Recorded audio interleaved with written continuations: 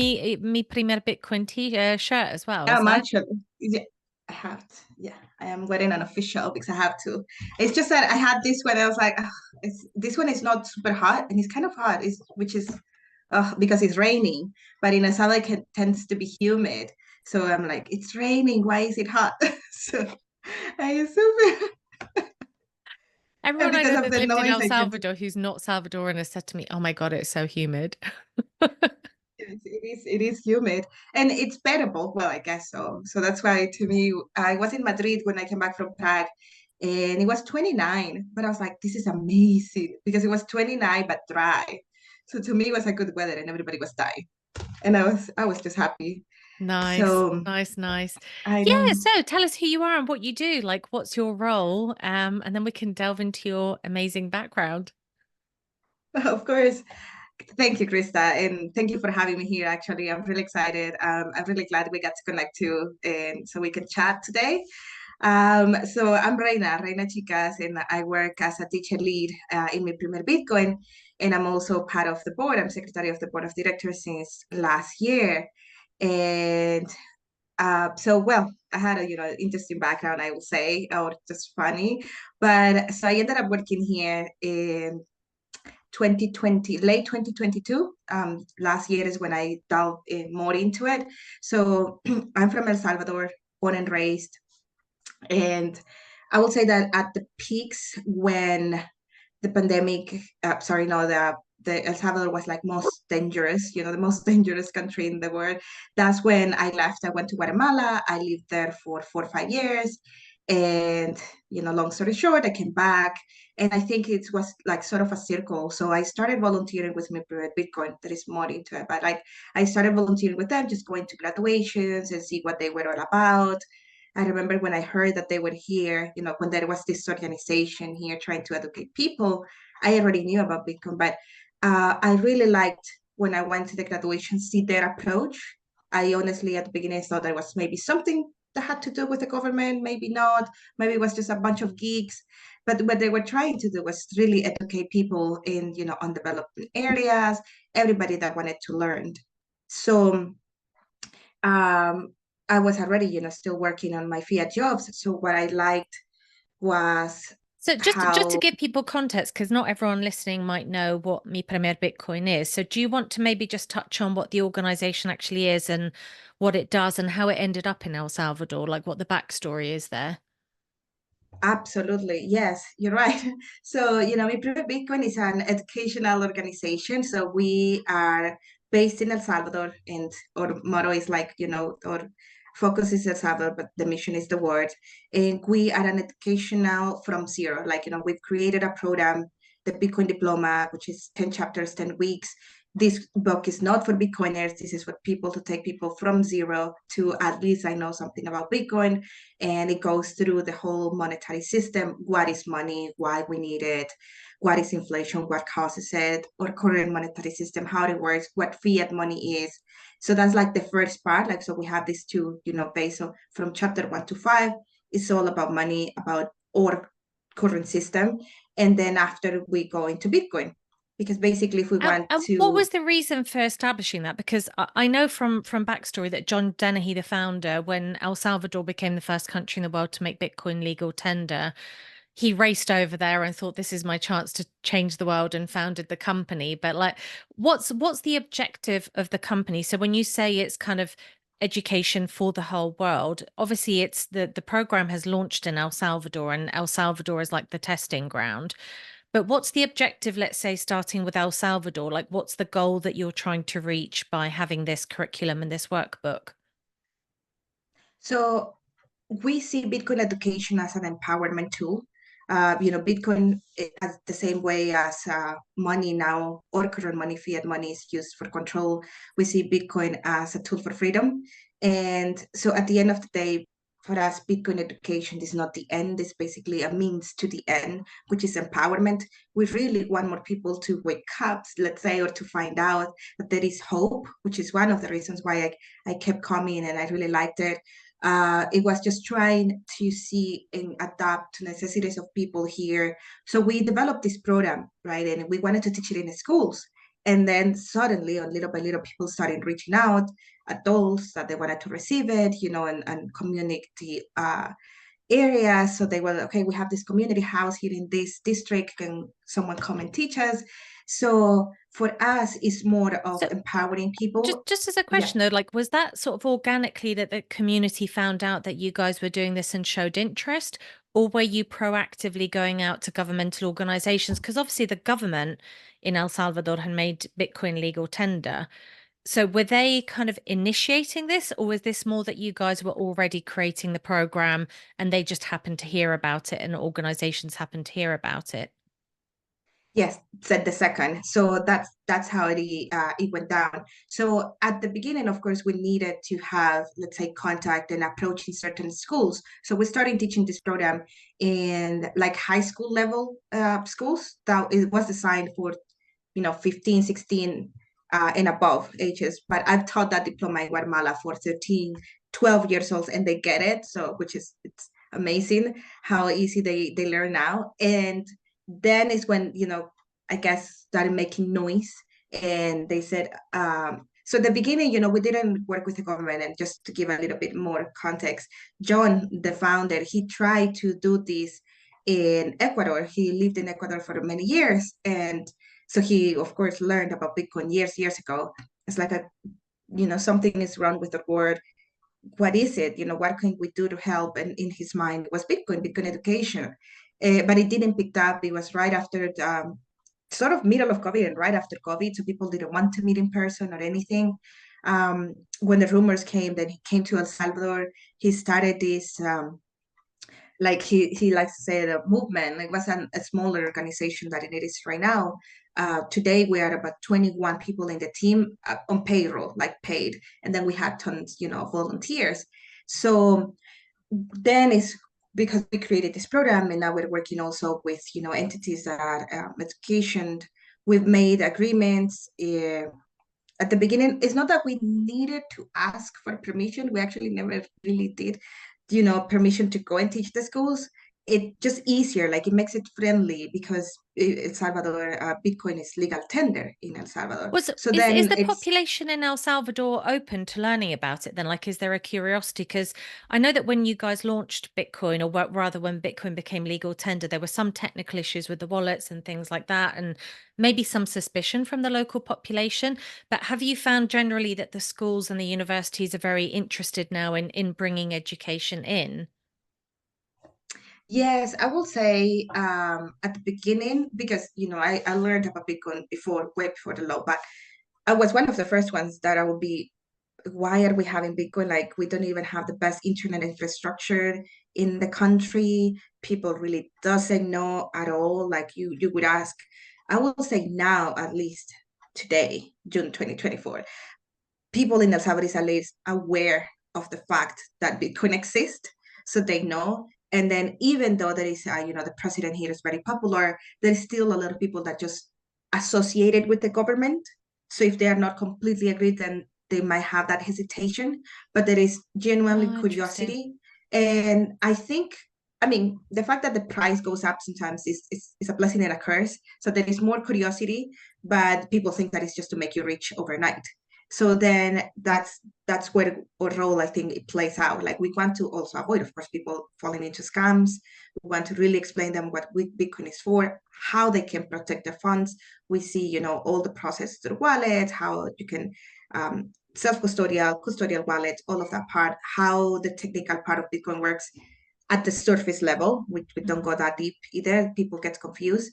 And we just try to adapt what they need. So then I believe is when, let's say, reputation and respect from the people has been, okay, no, these guys really just teach about that. Like we don't, we are a non-governmental organization and we're friendly with the government, of course. We have agreements and we've signed MOUs with the Minister of Education here. And it was actually after that was thanks to the Bitcoin office too. And so they, Beacon Office is the one that basically oversees those connections, and they knew about us. Stacy, which is the leader, she knew about me from Bitcoin. She's friends with John, and that's when that connection happened. So our first, say, pilot that we did with them was last year. It was late last year, September, October, where we teach, it was around 200, yeah, 200, 150, sorry, 150 teachers from the public school system. So they will learn and then they go to their own classrooms to teach it. Oh, I see. And So you trained the teachers first to go and deliver the program, right? That's amazing. yeah, 150 you did. 150 we did, and Wow. even them, like the office at the Minister of Education here in the capital, they told us how surprised they were that they actually went to apply it. Because at the end it's just so, as far as they can do, right? Like, so it's sort of mandatory. You guys are gonna go take this training Hmm. to in days all day. The program is designed technically for 10 weeks, once a week, but they did it in 2 days. And yes, not all of them, but I believe it was about 95 teachers that actually applied it. They sent them pictures. This is how we do Wow. it. We got feedback. It was really amazing. And this is the What part age that is range of important. children were they teaching, like this group of teachers? Also, 16, 17, 18, Oh, those okay. three ages around. Yeah, those are like the last when you are about to leave school. And then after that, it seems that they want to include these classes. So they've added, they are updating the Minister of Education because it's been an all curriculums. Previous administrations actually really didn't care about education. So they are also using an old one. And they want to by these last years because a lot of in El Salvador is very common. Not a lot of people goes to university. Many don't. So they just high school and then you look for a job. To include models that are entrepreneurship, like sort of if you want to go, Mhm. do on your own and open a business or whatever you like. Sorry, that's They my dog in the go. background. I It's just in a assume so. I was like, is that a ghost? Oh, but that's so sweet. Yeah. brown shape rearranging itself. Oh, yeah, mine that happens. Like my mic scratch my door just because she doesn't like mine to be open, to be closed. So yeah, we did that, and it was really cool. And they because it's a government say it's an MOU, so they did their graduation. They received their little diplomas that they did it at the office here in the capital with the Ministry of Education. So the teachers were really excited, right? It's basically their main boss. So and they really like it. So in that way it's easy. We don't receive money from the government. We do this with our own funds because we go by we're independent and we're impartial. So we want to keep that. But of course it's Yeah. helpful. We have the open doors. And then this year, so because that one went really well, this year we had a meeting to start developing a curriculum for younger audiences, and it's gonna be a team with the little holder, Wow. little Oh, holder the team, little hodler, and yeah, that's the little the soft holder. toys, Yeah, yeah. For people that don't know, they're like yes, it's a little cartoon character that's basically been made into a plushie, like a soft toy. yeah, That is a hodler, like a Bitcoin holder, and in different forms. yeah, Yeah, yeah, yeah. That's is yeah, it Lena exactly. And she has Seiche? comics. What? Is it Lina? Lena Yes, Seiche, the one who founded it? Lina, Yeah, the Lina. German Yes, girl. exactly, Lina. So Yeah. she's the German girl. So she's living here now. She's living in El Salvador. She moved basically, her company Oh, here. really? Yes, yeah, she's Wow. taking Spanish classes and the whole thing. So when we have our chat, she now says buenos dias in Espanol and all of that. So it's really Oh, so cool. that's so cool. So basically, she's franchising the little hodler to you guys to do a curriculum based on that character for kids. Yeah. Oh So my we're God, I gonna love help that. more, That's but amazing. it's really cool. So I'm doing it like I'm actually working, I have to sit down sometimes and like think. So and I think sometimes, especially I just came up from Europe, so I'll tell you more about it. But I think sometimes I take for granted certain, privilege of living in a big country. And so we go to these meetings and it's like, okay, what else we're gonna do? But I remember that after, and I told Lina and I told John, it was with the Ministry of Education. It's like, this is massive. Like the fact that we're gonna be able to teach kids about money when they are 5, 6, 7 years old. I mean, I wish we have. So, we are gonna have more, with the content, like actually, so he can create it. And she has comics and all of that too. So we're gonna start with little activities, right? Of course, like when they're little, it's just awareness of what money is, what do you use it, and then we're gonna go a little bit of evolution. It's gonna be more with activities and So is coloring that almost going to pages be and like all of that. comic books for kids? I Like, will say at the beginning, yes, it will be. If we're gonna make two workbooks, we want to make one workbook that is for first, second, third grade, and then a second workbook that is for sixth, seventh, and eighth grade. And so that's to start because we were sort of late to sort of blended in the work studies books that they already have. But when we had the meetings after with the team in at Miner, they we talked about that. Like eventually what we want to achieve is make, everything about Bitcoin. For example, if we're seeing in social studies and history, the 2008 crisis, sort of blend that topic over there, like, the what Satoshi created, what the first block was it. If it's mathematics and they see currencies, then we're gonna include it there. So it's normal for them. That's what we want to put. So the teachers also don't feel like it's another workbook that they have to use for next year. That's how it's going to go. But then eventually the goal is included in every subject. Everything touches Bitcoin. We know that, like, everything touches down to money and to Bitcoin. So it's so many ways. If they see about energy and renewable energies, we're also going to teach the fact that, you can do mining with that and how mining works. And um, oh my so God, that's that's really very cool. cool. So Very you excited. basically you've got like the teenagers education from like 16 to 18. You've got the units that are now going into the university education, and then there's going to be this little hodler collaboration of a kind of comic book for Yeah. younger children that have this is amazing. That's so, so cool. That's really great. And is that all being done in Spanish or is it also available? Is it being translated into other languages?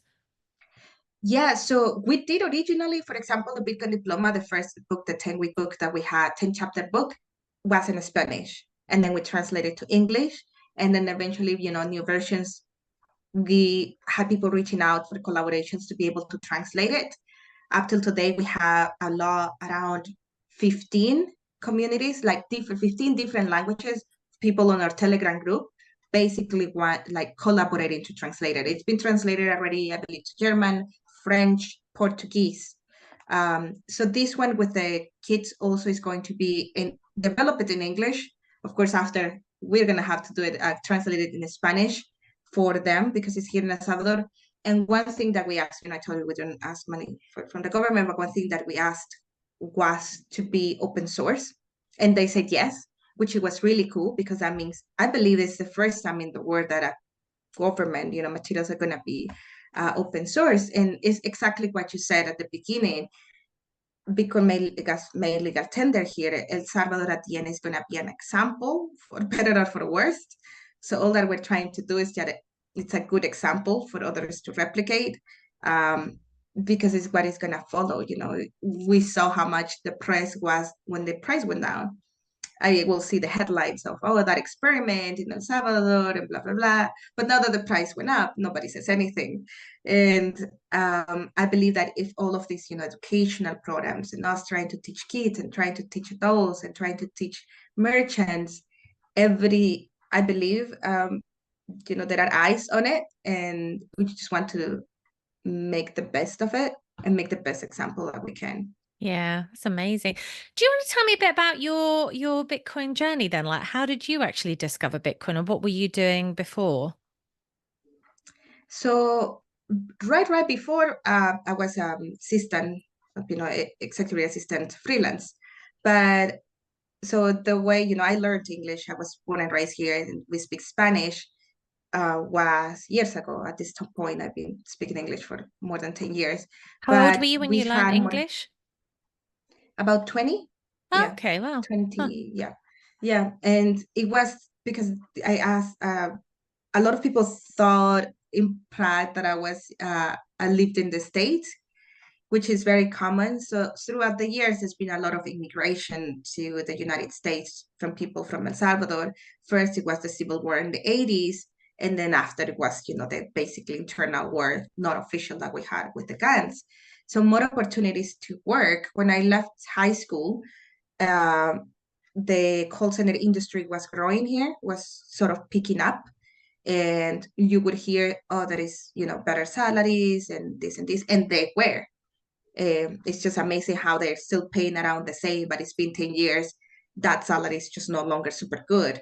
And so I went to university for the first time. And then you have this oblivion of, oh, I'm going to work and study.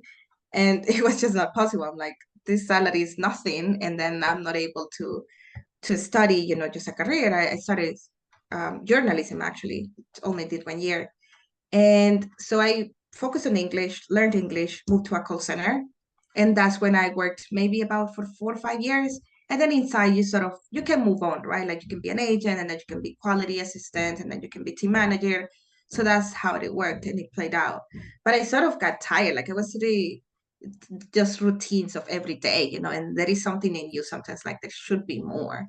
So then by then is when I went just on vacation to Antigua, Guatemala, in Guatemala, which is a colonial city, actually, our UNESCO protected city. Very, very cool. And I really, really liked it. It was just something about the small town and community. And I made friends where I will stay. And then, one thing led to another. I made friends with the owner of a hostel. I didn't know she was the owner. And I remembered I told her I just liked here. I wish I could. I don't know what I'm going to do, but I'm going to come. And it's a sort of a party town too. So I was like, most likely if I want to come, I can work as a bartender. And so I took a course here in El Salvador to, just to learn bartending, which is funny because there I never use any bartending skills. People would just buy beers. So, but I can make cocktails and all of that.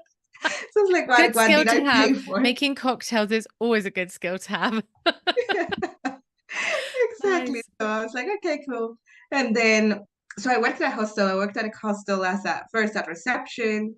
And because of the experience that I had, they were like, you can help us be a manager. So would you like to be, manager from the bar and from the hostel? So what it will be maybe 1 year turned out to be 5 years. I stayed there around 4 or 5 years. Wow. And I remember 2020, January 2020, I said to myself, this is the last year. You should get serious and, just do something else. It's been too much party. It was fun, but, you're getting old. So that's what I did. And a friend of mine opened, like right by in 2019, he opened a school and Spanish school in Guatemala. It's like, I want to open a business. I would like you to manage it. And I said, okay, maybe this is it. This is really cool. And then COVID happened. Like I was there, and so the business, was just bigger. Like it wasn't even 6 months old, and it was in person. At least they did like a foundation of an online class platform too. So that's how they survived. They just moved to online because they had to shut down the school. They never reopened it. It was just not worth it. Mm. Antigua, Guatemala basically lives on tourism, so it was pretty dead. I never really thought that I was gonna see it that way. Like, I mean, there are certain things that it's gonna be crazy, and I'm sure everybody in quarantine. But Antigua lives from expat, like their economy is tourism. So Mm. and there was no one, and a lot of people struggle. And I was very lucky because if I was still working at a hostel, I wouldn't I wouldn't know what I've done at that point because everything shut down. They say sorry, to all bartenders, there is no jobs. But I was working already with the school, so I was in charge of the online whole basis and bringing new students and paying the teachers off in Guatemala. So I kept an income, and I stayed there. I didn't come back to El Salvador because borders were closed, and at the beginning, the government here, you definitely needed to quarantine. I really didn't want to go to a place and stay there for 15 days. So I waited and I came back late 20 September or something. That's when also, when I thought at the beginning, I did buy the whole thing, of course, of okay, this is a virus or something, but I really thought it was gonna be also 1, 2, 3 months at tops. Mm. But then eventually, and then the whole vaccine thing, I was like, like no, maybe I'll wait. Like we want my family. I'm grateful for that. My mom, my dad have always been a little bit the family members that are conspiranoics. Like they They're always question it. skeptical. They're skeptical, and we've always been. So I think that's why we also decided like no, like heck no. This is one thing I appreciate here, the government here, is that at least it was never mandatory. El Salvador was one of the first countries to bring the vaccine actually, but it was never ever mandatory. Mm. So that helped. But a lot of people, of course, got it. And that's when I was like, we're living in a crazy world. And somehow Bitcoin came to our radar. I think it was through my brother. Like he's a little bit more techy, so I guess he learned it online or something, and he told me about it. And we wanted, basically at the beginning for us, it was just a way to see if we could make more dollars or trade it or something. We actually traded for a bit. Did he I've get never interested in it after El Salvador made it legal tender, or was he already interested in it before that?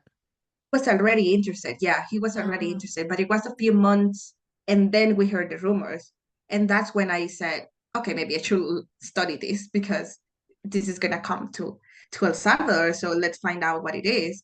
I already had an idea, like I knew how it worked and everything, and I actually bought Bitcoin before, like I bought from an exchange. oh, Um, okay. so I did had Bitcoin before, and that is when the legal tended. And then of course you know how it works and the whole point and privacy. And then when the law came to effect, and then the government created the wallet, and to me basically say everything that does not represent Bitcoin in a way, because you have to use your ID. But I think at the beginning it was just their way to onboard people. Maybe it Mm-hmm. wasn't the best way, but we all learned. So that was the way. And it basically opened up what is happening around the world. Like a lot of people has our data, because in order to open that wallet, you needed to put your national ID, which we all have just one number, right? And when this was many people try to open it, it said that it already exists, which means someone else had their number and was able to purchase it. And throughout these years, working here in the Salvador call center, study, blah blah. At some point, I did work selling cell phones very very early for a few months in a store, and I remember that we used to do that. Like you order, you buy a SIM card, you get your number, but very vaguely, I remember that they will keep some records for some reason. I thought it was security. So then after that, this game, I'm like, Oh, our data is around somewhere for a long, long time. People can, use your ID number because you put it everywhere. And so a lot of people think, like, oh, they stole my $30, blah, blah. I'm sure it wasn't like only the government. This was just, a lot of people where we put our ID in paper in right. storage somewhere. So something like that could have happened. And Yeah, that's I see what you when mean. It makes sense because if you're not actually having to go and verify it in person with your ID in order to access the wallet, then I can see how that would be the case. So what's the impact of that been then? Does that mean that people are not using the governmental wallet Chivo as much? Are they using other wallets in El Salvador, or what, how does that usually work now in terms of interacting with Bitcoin for the majority of the population? so people that learned a little bit more, the first thing that they want to learn is to see if there is another way. So the ones that are still scared and skeptical, then they still use Chivo, but because it has technical problems, it has problems. I mean, I'm not gonna lie, it has problems. So then they are scared to use Bitcoin because they think Bitcoin is cheaper. So that's what we play. It's like, no, there are this and this and this. We try to always not suggest one single one. When we Mm, build that trust with a friend, with a group, 5 people that I'm teaching, then I'm open and tell them, you know what, I use this one. I like it. These are the reasons why I like it. These are the developers. They are open source. So far so good. But also it's good to be honest and say, Bitcoin is a new technology, still in development. There are so many people around the world interested in to make it work. But like hmm. everything, don't tell me your online banking has never failed. It does. It's technology, it happens. But yeah, I use some wallets, custodial, non-custodial wallets here in El Salvador that are easier. And that's when they learned. Blink, for example, is one that in El Salvador is very popular because the only one besides Chivo that has the stable sats, the fact that you can change it to dollars. Chivo is that way. That's why a lot of people are still using Oh, it really? Oh, because you that's can interesting. So it receive, does the dollar conversion for you. Hmm. yes, the dollar conversion. So of course, people feel a little bit safer. It's like, okay, I can receive a payment in Bitcoin, but because of they're scared of the volatility of the price, then they can switch it to dollars. And that's what I mean. It's a journey. So at the It's beginning, interesting of course, actually, I'm because I've gonna. heard that from a lot of people that like Westerners that have traveled to El Salvador. They said that when they were paying people in Bitcoin, like say at a hotel or a restaurant or whatever, that the hotel or restaurant would immediately convert it to dollars. So that, and they thought that that was quite interesting, kind of understandable to your point because of the volatility versus fiat, that they would feel that way. So that's interesting. What percentage of the population do you think, and I know you probably can't possibly know this, but what percentage of the population do you think receives Bitcoin as payment and holds the Bitcoin versus doing the conversion? Mm. So yeah, it's very strange. I mean, tricky.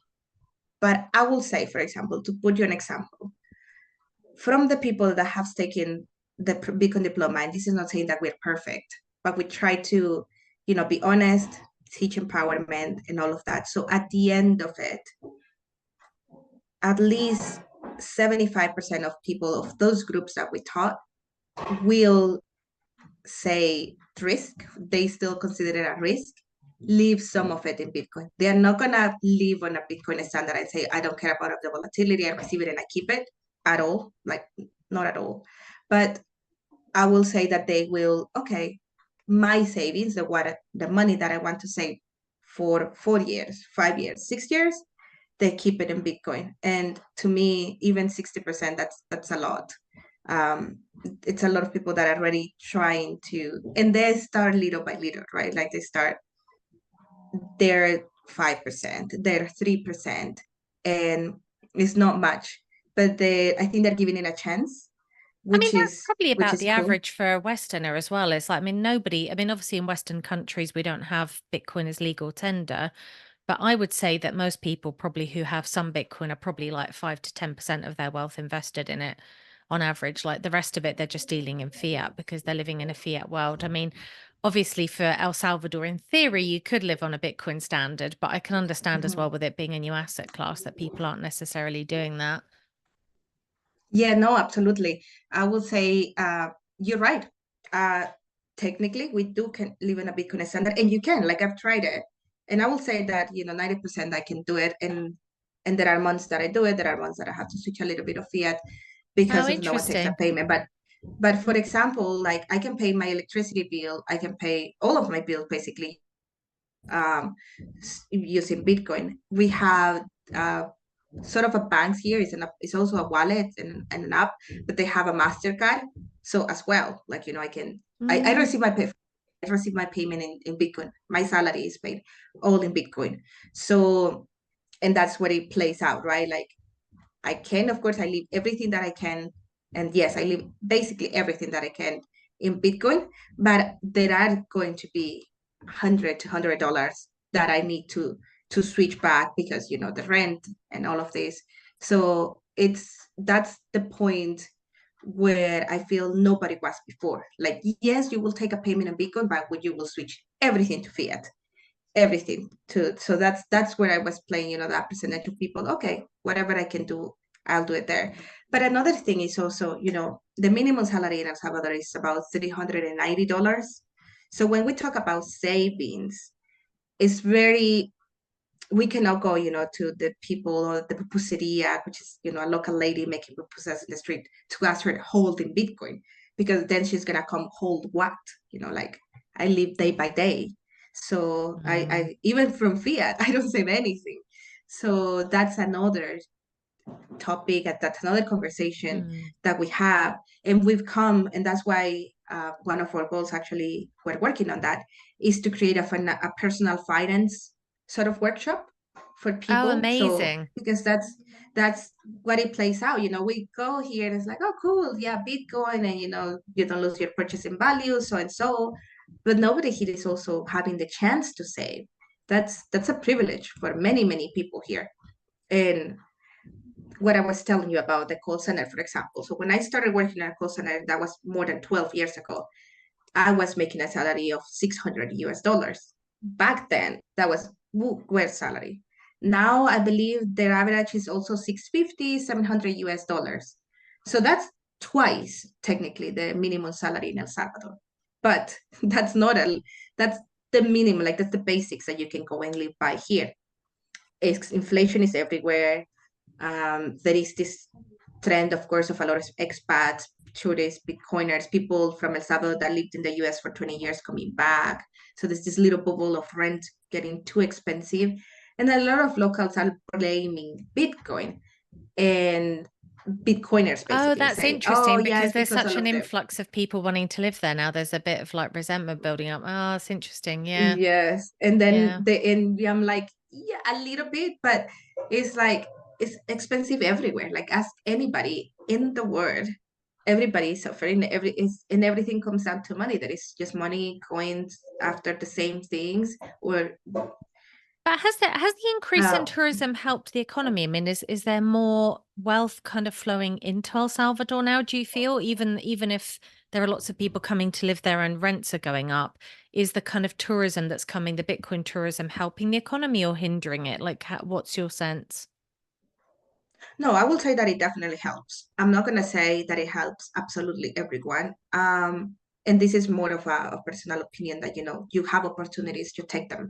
You, for example, when I was telling you I wanted to do something else after being bartender and all of that, I had to study. I studied, I took courses. So like, okay, what can I do to work remote, etc., etc. So then you're ready. The more that you educate yourself, the more opportunities you may have. And I really don't want to offend anybody, but sometimes we just have that tendency of complaining of like, oh, they're coming to this. But I've talked to people, local people, that lives in a very remote community, which is happening a lot. Some of the people that left to the States, they're Salvadorian, they will actually move from rural areas where there was no jobs. They have money now. They come there, they open a hotel, they open a hostel, they open a restaurant, so they're helping their community. They are opening jobs, and then people doesn't have to move to the city. They have, their own. They don't Mm, have circular economies, but it's definitely helping the mm. tourism because then nowadays you just make a good spot to take pictures on Instagram, and then you have the audience because everybody wants just to take the latest pretty picture. And in that sense, we really have very nice parts in El Salvador, which are not far. It's just 1 hour away, 2 hours away, where you are in the mountain, in the middle of nowhere, super good access, which is one of the perks about better security, for sure. Those areas were too dangerous in the past to go. But now, anywhere you point your eye, you can build something. Yes, it's not going to make everybody in the community millionaire, but it's going to help them to have jobs, them to have better opportunities for the future, to at least have an income to start to begin with. Yes, don't stay as a waiter all your life, but at least you don't have to go 18 years old and leave your studies to come to the city and work in anything just because you need an income. Um, it happened in El Sonte, for example. I know that there is divided opinions over there. Sonte is known as Bitcoin Beach here. El Sonte was one of the most undeveloped areas here. It was dangerous. It was very, very poor. But I know that a lot of the hotels that are there are Salvadorian owned. Yes, there are expats and foreign owned too, but they've helped the local community, opening more jobs, opening more opportunities. Um, Even the project, in Bitcoin Beach, they've helped the boys also, to have another job. They've give them scholarships so they can study something else, and now they work as a teachers in their community, and they work as a teachers online. They develop programs. They work as a you know computer programmers, things like that. So I will say that the whole tourism plays out when more people come and see the opportunities, and then you take them. It's gonna help. It's gonna help. For example, it definitely feels sometimes prices, but I don't blame that. I blame that on fiat. That's it. Everything else is what we make for. And It is interesting because I even mean if I saw it's that Google was doing some stuff in El Salvador as well, and I thought that that was really interesting because it gave me the sense that there's a kind of a desire to invest in the country now because it's seen as a country that's prioritizing growth and innovation and technology and things like that. So there definitely seems to be a very optimistic spirit about it for sure. It's quite Yes, for sure. incredible. It's exactly the building that was built basically where Google is now is one of the most modern, most fancy, really cool buildings in El Salvador. I never thought I was gonna see here. And it looks really cool, like super tall building in the city that says Google. And that's what I mean. Not everybody that is gonna work in that building has to be a programmer, has to be a tech person. You need all sense of jobs there. You need cleaning staff, you need the guards, you need reception, so all of that opens opportunities. And if, for example, a strike wants to move its HQ to here, I believe to Mm. same, not everybody's gonna be in a tech business.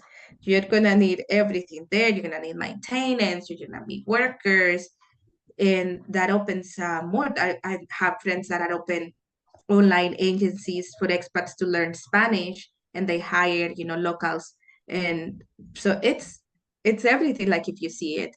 So and that's what I like.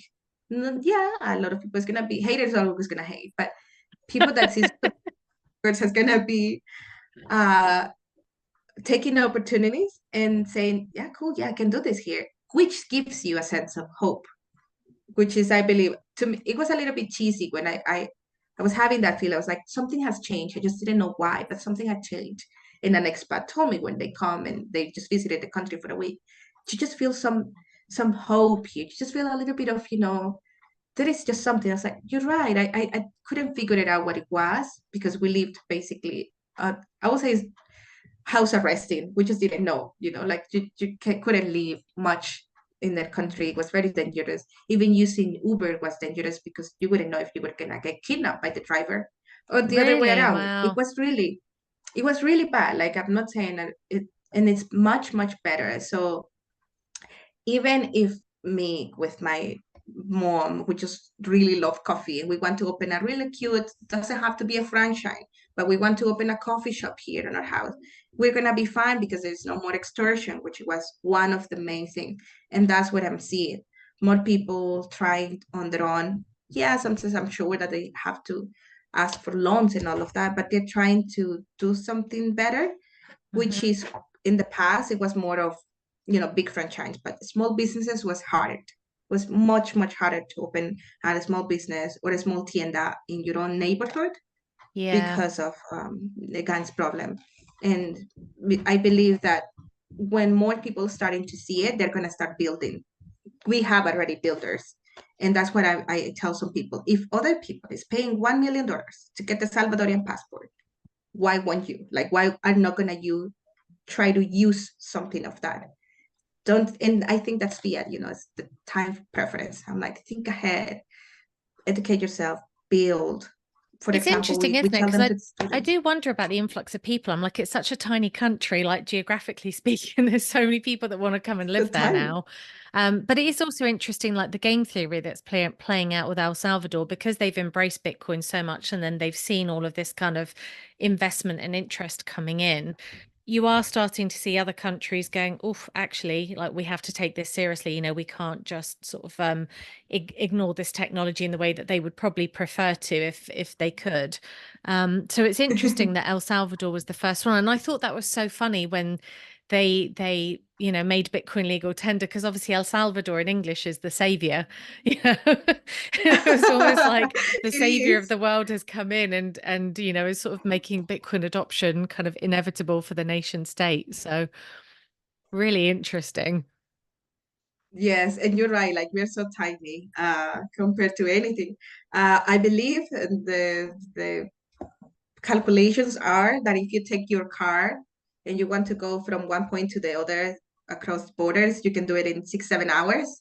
That's how big we are. Like you can just non-stop on a car for 7 hours and you're done with the country. And that's what I think also great to not lose the sense of community, even on our darkest days. I was very proud of tourists because I worked in tourism in Antigua, and they will ask me, "Oh, you're from El Salvador. Where do you recommend me to go?" And I was like, "Go here, here, and get out. Like, it's dangerous. It's tricky. Visit this beach. Visit this town. It's safe here. Don't get into the communities. You don't have nothing to do there. You're not gonna see anything anyway, other than that, probably." But it was always okay. Like tourists were always okay, which I think it was important at least to come and still see. But we're starting blending, which is interesting. We would see a white people or black Mm. people like that will look different. People will stare more because it was just so rare. It was just so strange to see. And we were like, what is this one doing here, right? And now there is just so many. There are expats everywhere. And even on those days, people was always friendly. We were always friendly. We're always welcoming, which is what I want the community in El Salvador not to lose just because they're feeling this struggle with life and getting expensive and all of that, and just having a bad day and blaming that someone is coming. We are Mm. all doing the best that we can. I just want them to see it as an opportunities too, and go into their own rabbit holes, right? Like just you study this program, pick what you like, pick what is best for you. You like more the humanitarian part, you like the techie part. Something is going to come. El Salvador, like you said, is going to be the first one in many ways, which is also why, these young students, for example, if they study programming now, in 3, 4, 5 years, they're going to have access to many, many jobs. And for example, with Volcano Energy, which is, have you heard? I don't know if you've heard, they Hmm. are a company, half government, half private investment. They are based on renewable energies, not just the volcano part, but also, like solar and wind and all of that. So in the north part of the country, which is far from us, like 3 hours away, but it's kind of remote. We visited a school.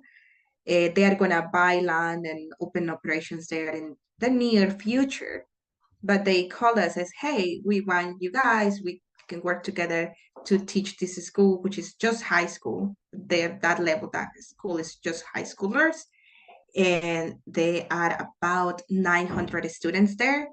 And we want, these kids to start learning now about Bitcoin, because in the future, they're going to have more opportunities to work in the facilities that we're going to have here. It's not going to be tomorrow. It's probably not even going to be next year, but it's definitely going to be in the next 2, 3 years.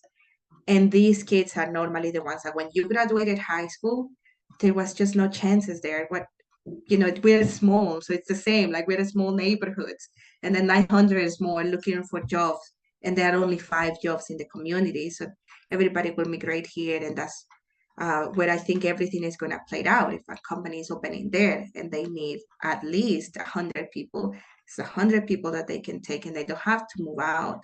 Mm. And it's not going to happen what I believe it happened in another countries in Europe, for the years that now they sell houses for $1 because everybody's migrated to the bigger cities. And here it's a small city, but at the end of the day, people had the hope that they will come and find a job here. And it's the same with the people that emigrated to the States illegally because of the war. Nobody really wanted to go. They just left because there were no opportunities. And if now we Yeah. have the opportunities, it's a good mix. It's actually incredible the amount of Salvadorans I've met who are expats who are planning on moving home now, like they want to go back. And I thought that that was Yeah. really nice, actually, that, they felt that it was safe enough to go back. And like you say, there was like hope and they see opportunity. So it's a really, really great thing. I'm curious then, so like in terms of Mi Primer Bitcoin, I mean, obviously it's very Salvadoran focused, and I think that's great because you guys are like a very good testing ground for all of these curriculums and seeing how it plays out and working closely with the government. So you're getting a really good knowledge base, I guess, on how to do that. Can you talk a little bit about the global expansion and where this is being rolled out and how the various programs are playing out across the globe? Because I know that you have the Lightning. So when I was part of Bitcoin Policy UK, we were working with you guys to become a node. And Bitcoin Policy UK is now a full node. But could you talk a little bit about Oh that yeah. program and what it means and how many countries are now participating in it? Yes. So I believe now that we have 21 countries, and it's about 25 communities, because you know that there are like at least 2 in the States, 2 in Canada. And it's funny how it started because it's been super quick. Sometimes we feel it's been years, and sometimes like 20 countries already in 1 year. So we started with this concept of the Lightning Network last year when uh, people reached out, hey, we want to teach your diploma. And we were like, yeah, it's open source. Download it. Here it is. Go ahead. You're free to do it. But then everybody was more of, yeah, no, but we want to, learn like how you guys do it, what are the best practices. And we have our policy of open source everything too, like the most that we can. Even the accounting, we want to do it in the future, which is not there yet, uh, to share it. But so last year, I don't know if you've heard about this other project in Guatemala called Lago Bitcoin, which is in Yes. the Lago area. Yeah. So Patrick was one of the founders. He retired from the program now because of personal issues, but they wanted, for some reason, they wanted teachers, yeah, but they wanted a female. And they reached out to John and they say, and John told me, I don't know why they want a female, but he says that they really need a teacher that is a woman. And I was just starting, volunteering. I took the Bitcoin diploma, but I've only taught maybe one or two classes quickly. He's like, would you like to go? And I was really scared, but it was like this for circle. I'm like, oh, well, I love Guatemala. Why not? And he said, you just go to 10 weeks for that to teach it, and then you come back. I ended up staying 6 months because of the demand. We opened it in other schools, and that's when the epiphany for me to dedicate my life just to this happened. But yeah, with your question, we decided like, okay, more people is reaching out. We just want to make sure that it is Bitcoin only, it's empowerment, and it's teaching empowered communities. So that's why we saw that, say, the need to do a few like rules, right? And we have the pillars of it's gonna be Mm. Bitcoin only, teach empowerment, and so and so. So then I don't know if sometimes have you joined, but just yesterday we have the General Assembly that we have the last Thursdays of every month. It was the first time that I was there. Arnold, one of the ones in our team, invited me. It's like, I think it will help you, like see, you have the context of internationally, you develop programs, you should come. And I didn't, like talk or anything. I was just hearing about the communities. I believe yesterday I counted that we were at around 18 in that call, and it was really cool to see people in Haiti, in Kenya, and because sometimes I take for granted again, like we work with these communities in the UK, in the States, in Canada, and I'm sure that they are knowledgeable. Is this what I'm doing? Is this little video going to help? I mean, they probably know more than me, but then Not these really. guys, not really, probably. Nice of you to say so, but no. No. Yeah, that imposter syndrome and that it comes out so often. And yeah, so this guy from IT is 20, and then they were telling us what is happening in Kenya and Nairobi now with the protests and everything that they were trying to do and how important it is. I think what is happening in Africa is very, very important in a way because we see the youth coming up. Like, I think it was Kemal, pretty flaco, that posted one, and he posted the average ages of every area, like in Japan, an area of it's like 38, and the others, the average age over there is under 20. And they're the ones that are going to bring us to a better future. So they push into Bitcoin is very interesting.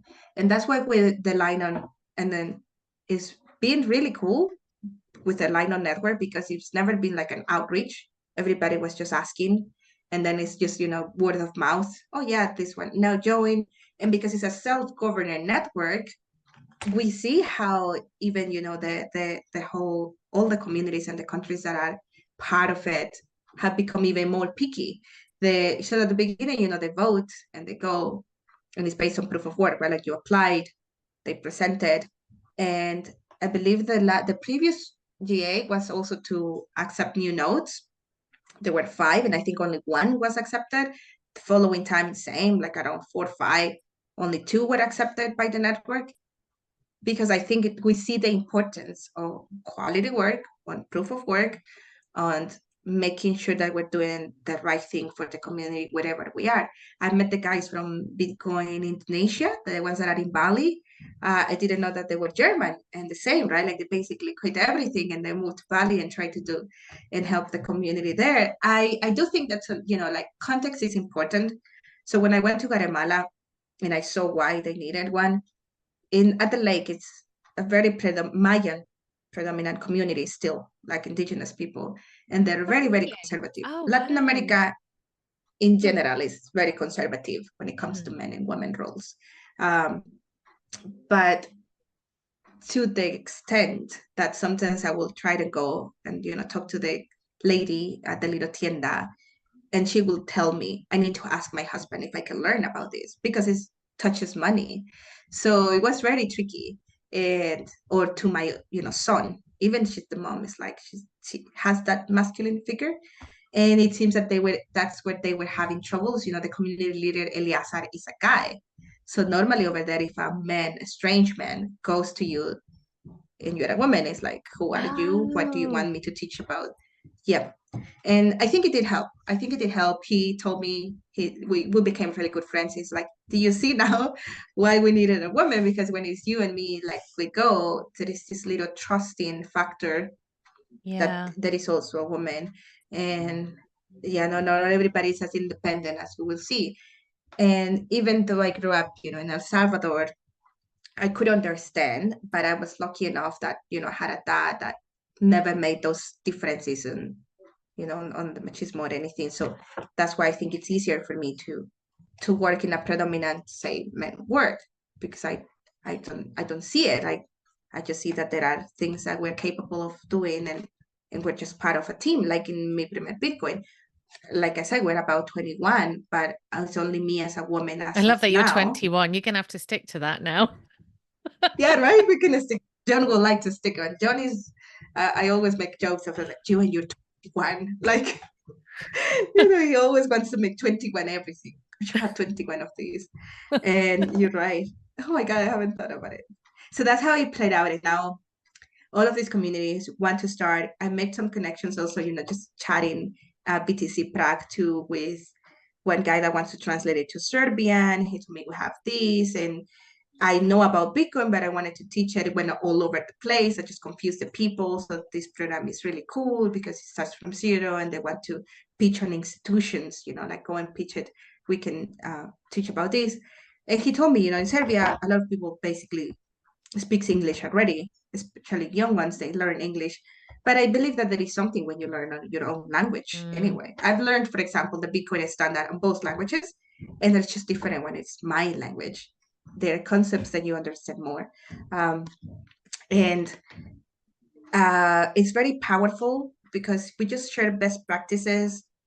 And again, I sometimes in this little bubble of Bitcoin in El Salvador, I can live on this standard. And those efforts of everybody trying to push, because to me, it's amazing how it's just selfless.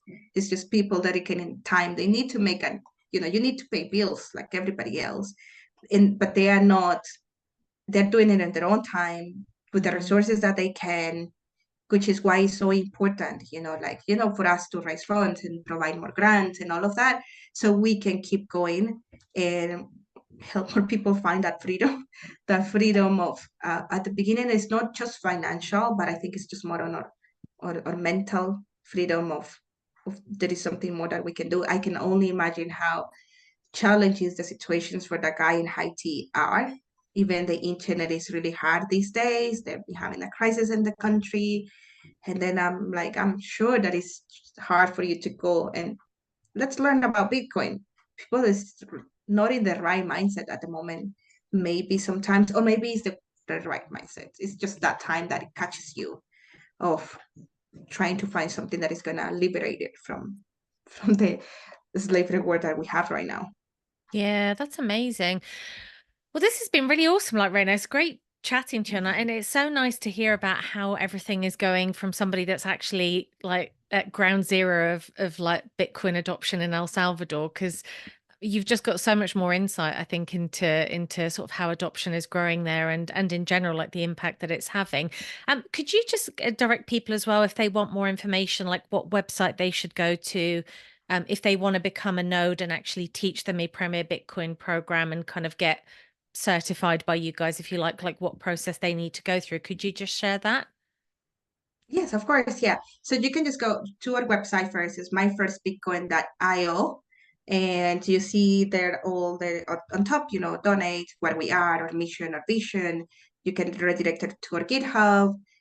You can contribute to, of course, download the PDF in the language that is available right now. It's English, Spanish, French. I think it's already there, and then everybody's translating it. And there is one there that says the network, so you see the map of all the ones that we are in.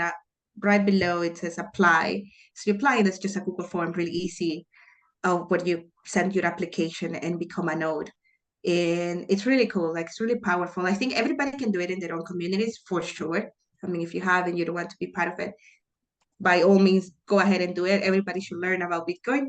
But there is just different energy as well to be part of the community inside with them and hear their stories, hear Felix in Kenya, to hear Adam in Zambia, of what they're trying to do.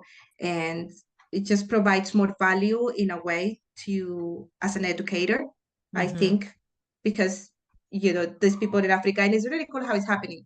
They are forming a smaller group now because they work in the same community, so context is similar. And then these guys also, I think, Dominican Republic and Cuba and Honduras are also doing something similar in the Caribbean. So they connect, right? Again, we just call ourselves like the Genesis block in El Salvador, but then everything else is just around the community. So That's we want to amazing. learn as much as possible from Bitcoin, which is the way that we believe it should be. And I mean, a lot of them, of the nodes, they're not super open in social media for that reason. It's just privacy or whatever. But the general assemblies are really cool to be part of Oh, it. It's just cool. once a month. And And if people want to follow you on social media, where are you and what are your handles on the various different platforms? yeah, so my first Bitcoin is also, I believe, is at my first Bitcoin underscore. We do have Twitter, X, and Instagram. Instagram, it's tend to go more for the local community in Spanish.